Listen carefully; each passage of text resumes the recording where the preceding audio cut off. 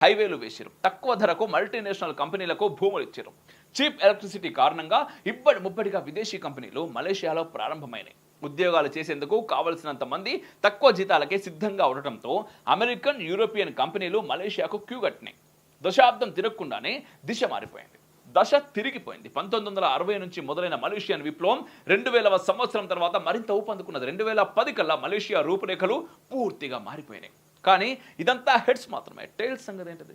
Malaysian కాయిన్కి మరోవైపు కూడా ఉన్నది. మలేషియా సక్సెస్ స్టోరీ గత కొన్ని సంవత్సరాలుగా దాదాపుగా ఆగిపోయింది.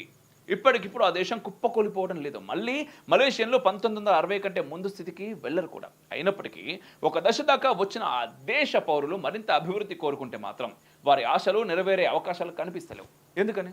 ఒకప్పుడు వారికి తమ దేశంలో ఉన్న చీప్ లేబర్ ఫోర్స్ వరంగా పరిణమించింది.